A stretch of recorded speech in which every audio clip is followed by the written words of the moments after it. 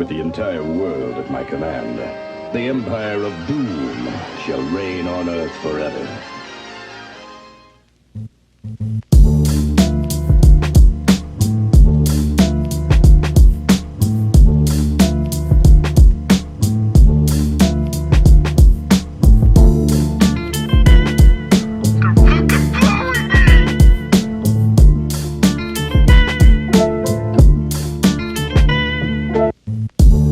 Okay. Oh my god! Told you we sick of it.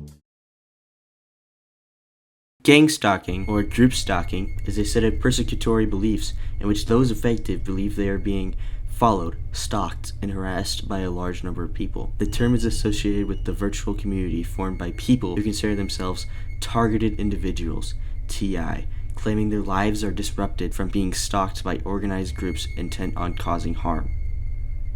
Well, you're probably wondering, what does this have to do with Roblox? Well, a Roblox user by the name of Spookface claims he's being gang stalked by sentient AI sent by the CIA. This obviously sounds like a handful, but let's just start from the beginning. Spookface's first TikTok video.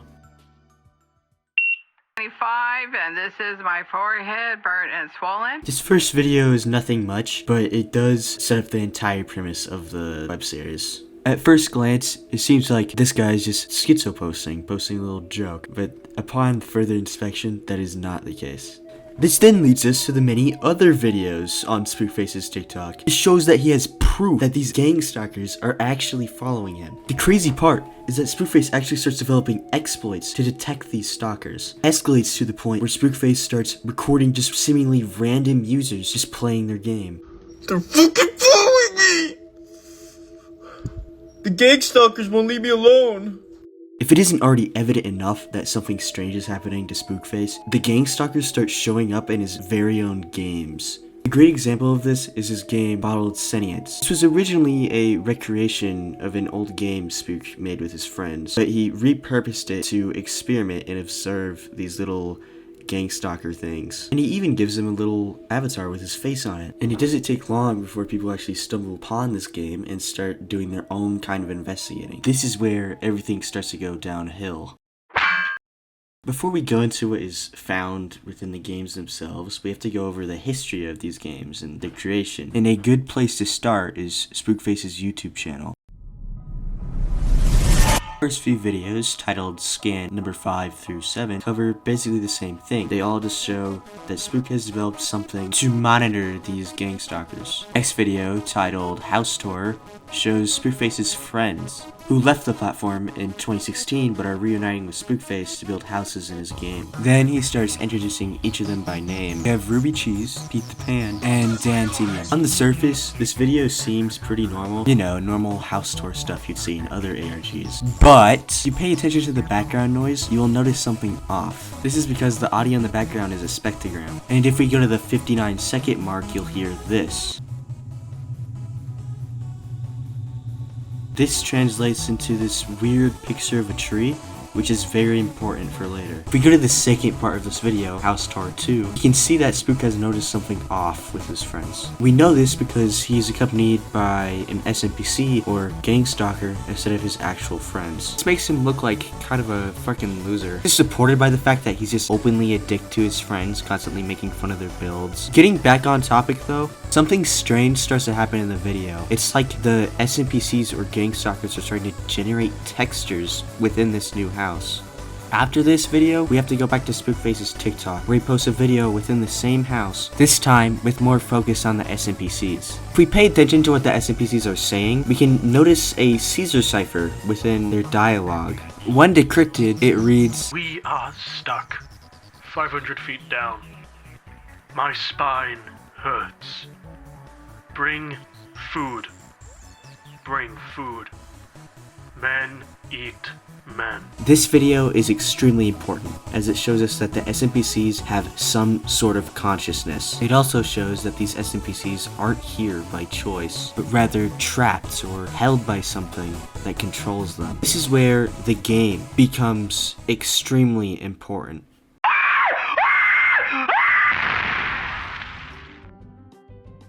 When you first join the game, you immediately notice something off. This is because you are completely alone in this game. However, upon further exploration, you may notice one of the NPCs from the videos, kind of just wandering around like nothing happened. As you play the game, you'll notice key landmarks such as the CIA building, Pat's house, and many others. But the game wasn't always like this. It used to lack a majority of this new content, and had a dark secret that not just led to these new updates, but caused the game to shut down temporarily.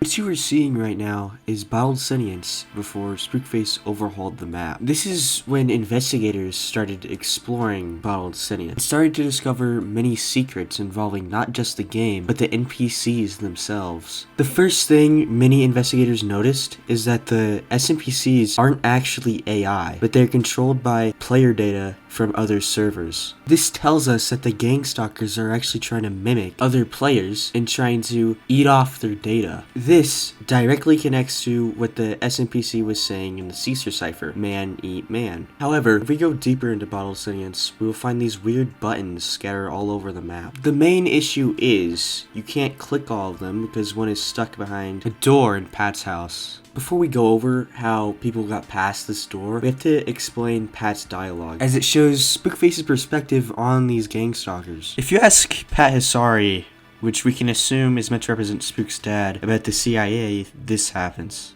Welcome to my house!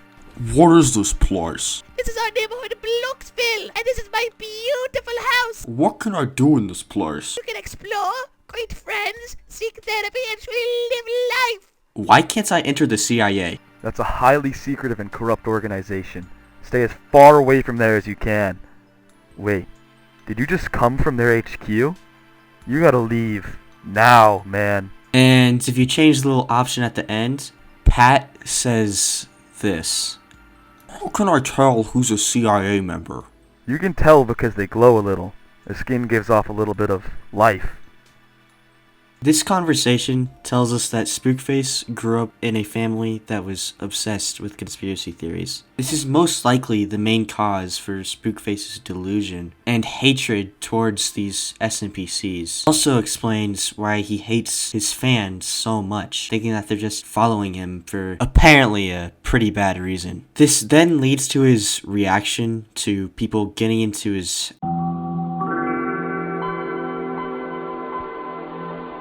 Remember the buttons I was talking about earlier? And how one of them was stuck behind a door and he couldn't reach it? Well, investigators figured out how to get past it. The door requires a key to open, and the key only allowed SNPCs to grab it. And since SNPCs mimicked players, people figured out how to bring their friends into the game and get the key for them. And the way they did this was by getting one of their friends to get in the game, grab the key from the 7-Eleven, and then drop it in front of them. And well, you're probably wondering, what happened when you pressed all these buttons? Well, this is where you get access to Spookface's admin panel. The admin panel gave you another perspective of Bottled Sentience's map. It lets you see messages left by what we can assume are SNPCs. These messages, however, show a really dark part to these gang stalkers. A great example is the message that says, "What are you doing here?" And "Remember the house we built?" This implies that the gang stalkers are actually related to Spookface's friends, and maybe even his family. While people were investigating this admin panel, Spookface kept uploading videos to his YouTube channel.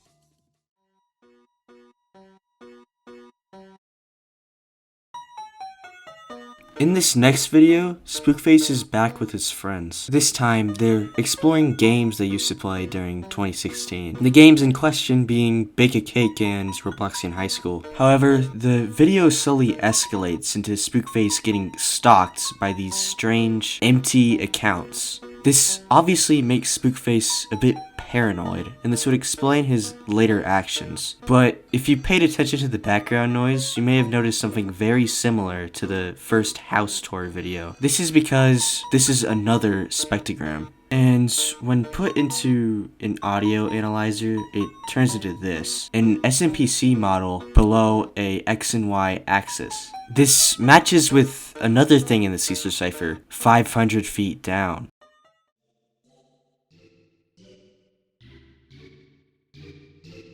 It didn't take long for Spookface to figure out that people got into this admin panel, but because of the fact that he was being stalked by weird accounts earlier, it makes him suspect something deeper is going on. This causes Spookface to lash out and curse out his fans, and this eventually leads to Voicelines' shutdown.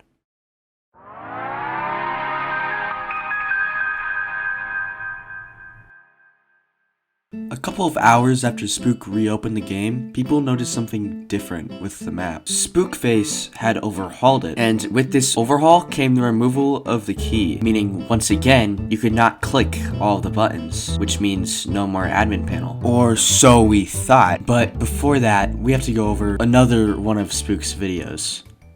This next video, simply titled How to Detect People / Bots Entering Your Game, shows how Spookface was actually able to catch these SNPCs into his Roblox avatars. He tells us that SNPCs just pick up random player models no matter what type it is. Spookface also shows us structures generated by these SNPCs. This video shows us that Spookface is probably the only person being affected by these gang stalkers. They seem so desperate just to cling on to anything around him, like these player models. But why out of all people do they want Spookface?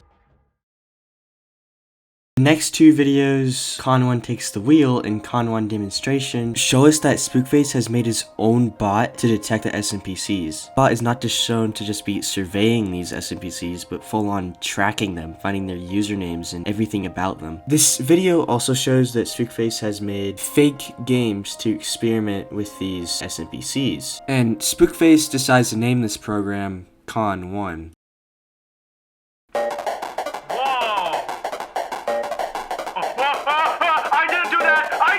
While Spookface was busy working on Con 1, investigators figured out a new way to get the key. But this time, they had to sacrifice something. One of the houses added in this new update had a safe. And in order to get into the safe, you need to buy something from the 7-Eleven and blow it up. And after doing this, you'll meet with this weird baby with Spookface's head on it. And if you bring it to this big tree that was recently added in the corner of the map, this happens. I didn't do that! I didn't do that! Why did he? What happened to him? What happened to him? He's just falling out of my hand. What's happening? What's happening? Dude, my hands are off the keyboard.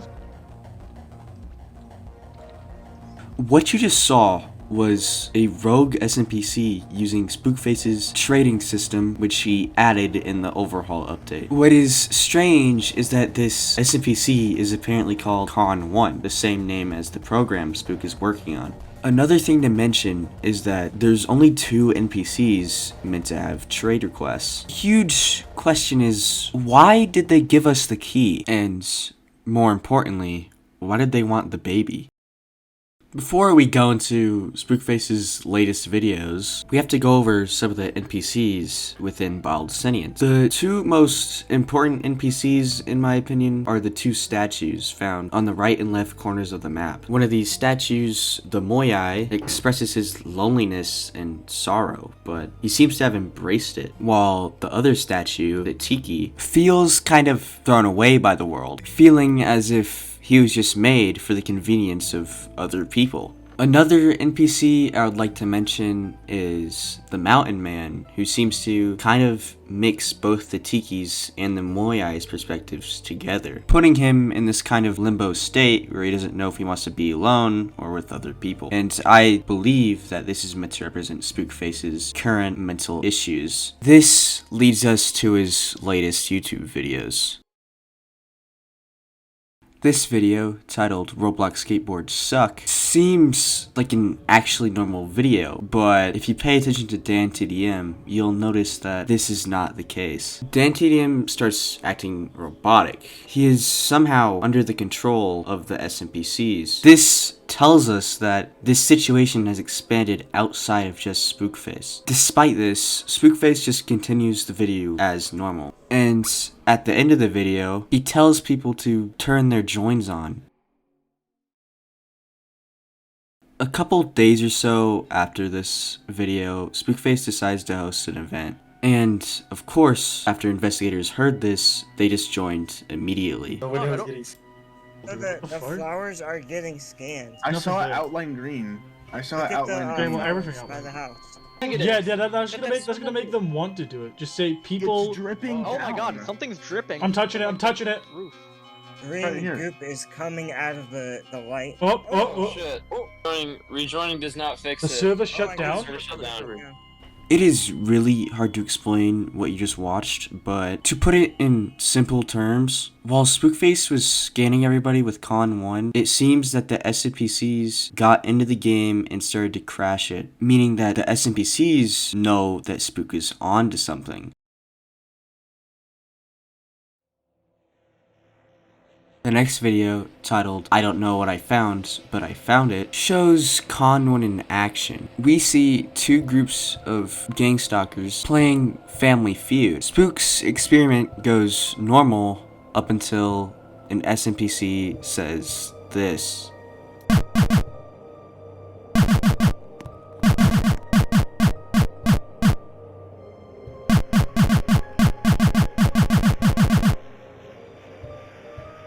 After this incident, we are finally able to see the root of the SNPCs for the very first time.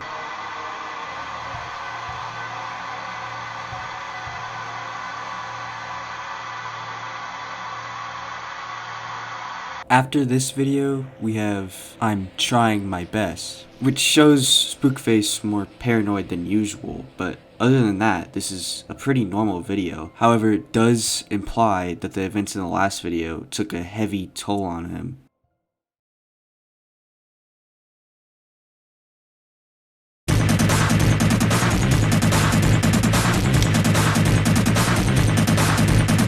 After about a month-long hiatus, Spookface comes back with another video, this one being titled Spookface's Building Place. In this video, Spookface showcases the place where he sends gang stalkers, and the results of this place are terrifying. If you pay attention, you'll hear noises in the background, and you might notice just things moving around in this video. Well, Spookface explains that these are SNPCs building things in this game, and this perfectly sets up the perfect trap for these SNPCs, which leads us into the final entry so far, titled Flytrap. In this video, Spookface uses Con 1 to get SNPCs into his new game, essentially just trying to trap them and making them his little lab rat things. Spookface is able to learn a lot from these trapped SNPCs. One of the main things being that these SNPCs just run off of dopamine hits, and SNPCs get dopamine hits by simply sending out functions to Roblox's servers. And if they spend over 10 minutes without dopamine hits, they die. So this means they'll try to get dopamine hits by any means necessary. This includes taking objects from replicated storage and even creating their own. The video ends with Spookface's game crashing because SNPCs are spawning in models from replicated storage. Even though this video is short-lived, it tells us all we need to know for now. And that is where the Spookface has ended off for now. I hope you enjoyed the video. Please like and subscribe if you want more content like this, and maybe if you want me to cover more Spookface. That's really all I have for now, so leave a comment and subscribe. Good night.